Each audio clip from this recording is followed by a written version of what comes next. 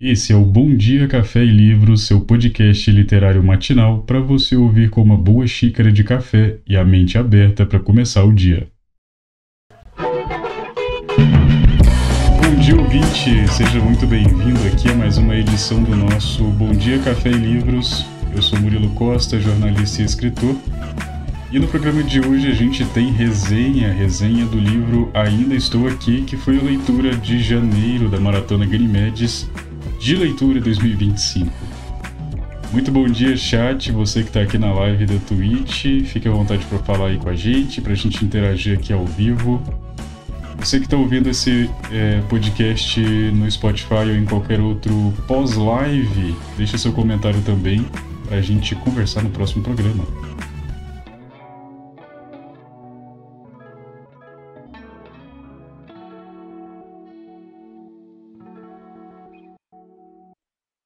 E atenção, chamando todo brasileiro. Ponto. Chamando todo brasileiro, dessa vez sem piadinha, sem trocadilho aqui na introdução dessa resenha. Se você é brasileiro, Ainda Estou Aqui é um livro para você. Como eu sei que você não mora numa caverna, que você não tem uma pedra como porta principal da sua casa, eu já sei que você sabe mais ou menos do que se trata Ainda Estou Aqui, que é o grande sucesso cultural brasileiro da vez, tanto no livro quanto no cinema, principalmente no cinema, e agora principalmente no cinema estrangeiro, cinema pelo mundo afora. Ainda Estou Aqui foi o livro de janeiro da Maratona Ganymedes e, digo eu, adianto aqui, já é um forte concorrente para figurar entre os 5 favoritos do ano lá em dezembro. O ano nem começou, a gente nem leu nada ainda, mas eu já digo que ele muito provavelmente vai estar lá. Não sei em que posição, mas provavelmente ele vai estar lá. Ainda Estou Aqui é do escritor brasileiro, escritor e jornalista também, Marcelo Rubens Paiva, e foi lançado em 2015. E não estamos falando aqui de um romance. Ainda Estou Aqui não é um romance, é mais um livro de memórias, junto com um livro-reportagem, onde Marcelo conta a história de como a sua família se tornou uma das muitas famílias, das inúmeras famílias, que foram vítimas da perseguição política durante a ditadura no Brasil. O seu pai, o deputado Rubens Paiva, um deputado caçado pela ditadura, foi levado por militares num certo dia e nunca mais foi visto pela família desde então. Documentalmente, a gente sabe que ele foi torturado nas horas seguintes e morreu também nas horas seguintes, vítima dessa prisão injusta e da tortura, né? Obviamente, da tortura pesadíssima. A grande protagonista de Ainda Estou Aqui é Eunice Paiva, interpretada nos cinemas pela Fernanda Torres, a esposa de Rubens Paiva, a mãe de Marcelo e de mais 4 meninas, Veroca, Nalu, Babil e Eliana. É ela que tem de cuidar desse monte de menino, tudo adolescente, pré-adolescente ou chegando na idade adulta. É ela que toma a chefia da casa depois que o Rubens é retirado da família, é violentamente arrancado de sua casa, de sua família, de seus filhos, é privado de seu pai que ele precisava ser. E ao mesmo tempo, Eunice também precisa travar uma luta quase solitária para descobrir o que aconteceu com o marido. Eunice não era uma mulher que se envolvia na oposição direta à ditadura. Ela nem sabia o que o marido fazia de errado, entre aspas, aos olhos da ditadura. Ela nem sabia o que o marido fazia para combater a ditadura do modo como ele conseguia. E de repente ela se viu envolvida nisso tudo e tendo que lutar contra esse governo para ter informações sobre o paradeiro do marido, para ela poder tocar a vida dela. Essa é a parte que todo mundo conhece da história, que viu no filme, que viu nas várias sinopses, nos vários resenhas do filme, nas críticas, em todo lugar tá isso aí. Já o livro vai muito além, ele revela as várias Eunices que existiram nesse contexto, e isso levanta 2 questões importantíssimas. Será se vale a pena ler o livro depois de ter assistido o filme? E será se o livro é melhor do que o filme? Será se houve erros no filme? O que aconteceu do filme não mostrar tudo isso? Mas antes da gente fazer esse confronto de livro versus filme, vamos pensar nessa história de Ainda Estou Aqui ser de todo brasileiro. Por que todo brasileiro devia ler Ainda Estou Aqui, devia assistir o filme Ainda Estou Aqui? Quanto que você se lembra de ter estudado sobre ditadura no seu ensino médio, no seu ensino fundamental? Quanto que a escola te educou sobre esse assunto? Porque eu não me lembro de nada relevante que eu tenha aprendido na escola sobre esse período, de nada relevante no sentido saia do contexto apenas histórico, que me atinja no contexto ser humano, que me atinja no contexto enquanto brasileiro, que vive no Estado democrático, ainda bem. Eu não me lembro de nada tão aprofundado sobre o golpe de 64 na minha escola. Eu não aprendi sobre isso.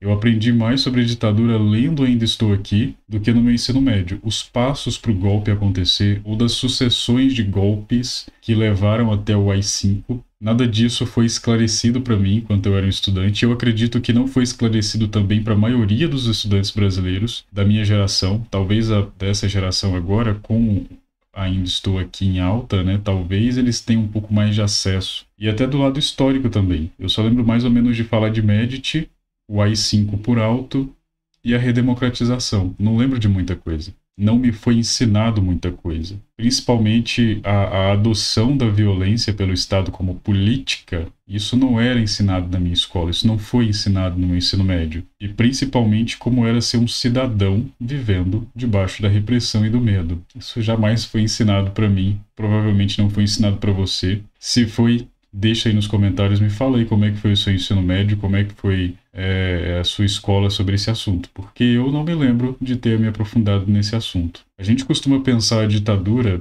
num contexto Brasil, né, num contexto nação. E Ainda Estou Aqui muda essa cena. Ela ensina para nós que essa cena é uma cena muito pobre, essa é uma visão muito pobre. Enxergar a ditadura num contexto apenas Brasil. Ainda Estou Aqui faz a gente ver a ditadura no nível familiar. Do regime totalitário, tá sentado com você na sua mesa de jantar e te assistindo comer. E também como essa repressão perdura após a ditadura ter acabado. Então Ainda Estou Aqui é para todo brasileiro porque a democracia falhou em ensinar o brasileiro sobre a ditadura. Falhou em educar o brasileiro sobre esse período tão sombrio e tão importante da gente saber sobre. E também porque esses dias atrás tinha gente pedindo a volta do AI-5, esses dias para trás tinha gente confabulando contra o Estado Democrático, e mais urgente, principalmente porque existe brasileiro que nega a existência da ditadura.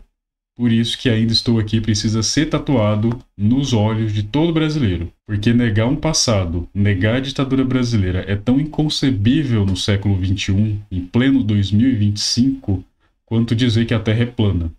Isso é inconcebível. Então nada melhor do que esse livro misto de memórias e reportagem aqui para lembrar a gente desse período. E mesmo que Marcelo cruze o passado lá dos anos 70 com o presente até então, lá em 2015, 2000 e poucos, né?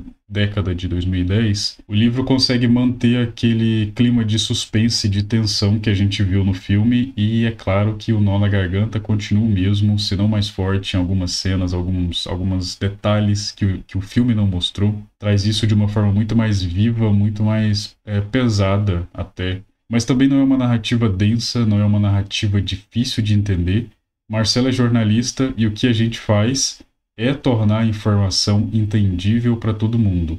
Então ele fez de um jeito para todo mundo entender, uma escrita simples, narrando fatos pesados, muito densos, de uma maneira que qualquer um vai entender, qualquer um vai ler, não vai precisar buscar dicionário para saber o que está acontecendo. Todo mundo vai entender. A linguagem literária do livro, com seus floreios, ela fica mais ali na parte das memórias, mas ela é muito bem equilibrada também com a linguagem jornalística, que traz um pouquinho mais de objetividade nas partes mais documentais, que trazem mais os fatos sobre a ditadura, sobre o que aconteceu com Rubens Paiva, o contexto histórico do Brasil na Guerra Fria, e daí vira uma união muito delicinha de ler, maravilhosa para todo mundo. E por aí você já entendeu, né? Que mesmo que você tenha assistido o filme, vale muito a pena você pegar o livro, sentar e ler. Mas esses não são os únicos motivos para você ler esse livro, mesmo que você já tenha assistido o filme. Tem mais, e eu te conto agorinha, porque eu preciso te dar um recado antes disso. Se você gosta do meu conteúdo, se você ouve o Bom Dia Café e Livros, se você lê a newsletter Ganymedes, agora você pode apoiar o nosso projeto aqui, o nosso conteúdo, porque agora nós temos uma plataforma para assinantes, onde você pode apoiar com valores entre 5 e 15 reais lá no Catarse. Você pode fazer parte aqui da nossa história também. Por exemplo, com R$5 por mês, além de ajudar o conteúdo a se manter de pé, você vai receber indicações exclusivas de livros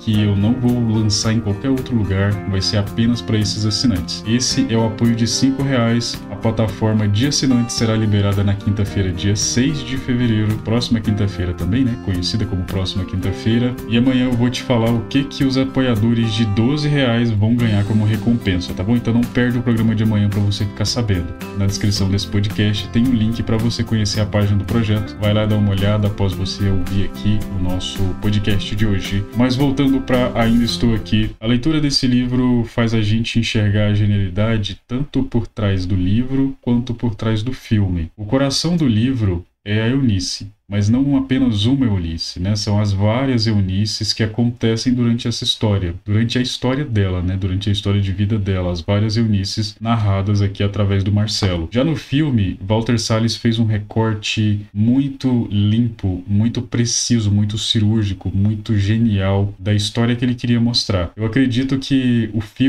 com o filme, o Walter queria mostrar através de uma família como é que várias famílias foram destruídas, foram quebradas por um governo, por um regime totalitário, abusivo, violento. Eu acho que foi isso que ele quis mostrar. E aí, através de uma obra de arte, que é o livro, ele produziu outra obra de arte tão intensa quanto, tão profunda quanto, com o seu objetivo. Como já dizia o nosso grande McLuhan, cada meio é a sua mensagem. Então, no cinema, nós tivemos esse recorte profundamente emocional sobre um período da vida de Eunice. E não, o filme não é melhor que o livro não é melhor que o filme, cada um é cada um, são diferentes enquadramentos dessa história que atingem objetivos diferentes. A Eunice, mãe, esposa, viúva, foi muito bem representada no filme.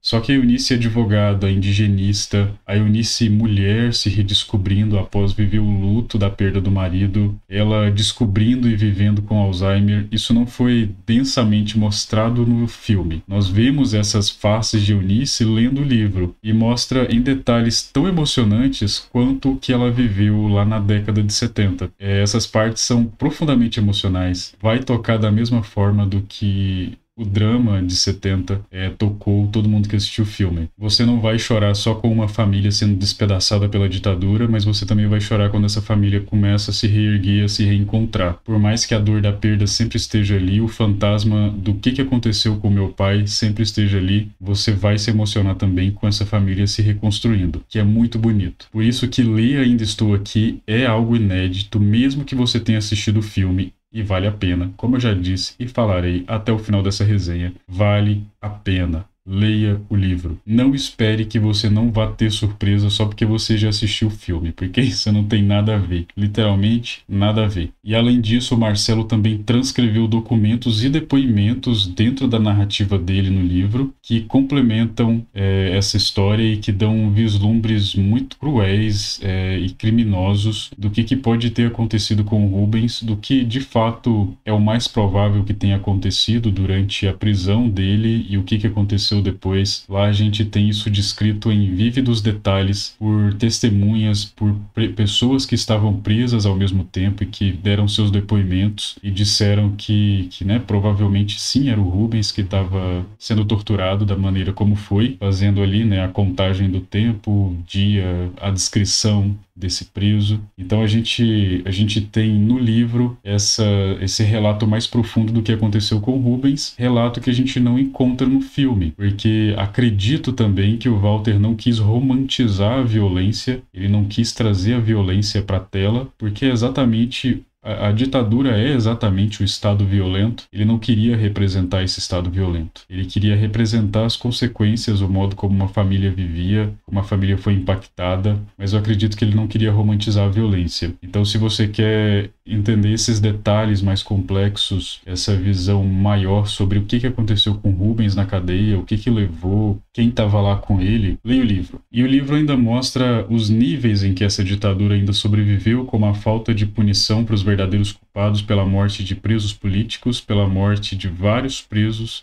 de vários corpos que nunca foram encontrados, e como é que essa ditadura perdura no emocional de cada família que passou por isso. E a narrativa também traduz aquele sentimento de revolta, de repugnância ao extremismo, e faz a gente entender que essas falácias da extrema-direita que voltaram a circular, né, como o perigo do comunismo, a defesa da família tradicional, da moral, dos bons costumes e dos bons valores, como é que essas falácias não são novidade e o perigo que elas representam? Elas sempre foram ferramentas nas mãos de elites para controlar a massa, para controlar o sentimento da massa contra um inimigo fabuloso, fantasioso, que vai destruir a nação, só para essa elite continuar com um poder extremo na mão, para ela concentrar um poder absoluto na mão. E em tempos onde a minha opinião vale mais do que a verdade factual, ainda estou aqui é extremamente necessário. É necessário. Por isso eu deixo aqui as minhas 5 estrelas para essa obra de arte da literatura brasileira contemporânea, sem igual, extremamente necessária. E é assim que a gente começa a Maratona Ganymedes de 2005, fazendo um golaço com Ainda Estou Aqui. E chegamos ao final de mais um Bom Dia Café e Livros. Muito obrigado por ter ouvido aqui o nosso podcast de hoje. Muito obrigado por ter estado aqui, a quem passou na live. Agradeço muito por você ouvir e dar aqui atenção ao nosso programa. Assine a newsletter Ganymedes, lá a gente tem um contato no final de semana. Você recebe conteúdo exclusivo. Me siga no Instagram, @MuriloCostaTXT. Siga também o @Bom Dia Café e Livros no Blue Sky e dá uma conferida lá no Catarse. A gente se fala amanhã. Um abração.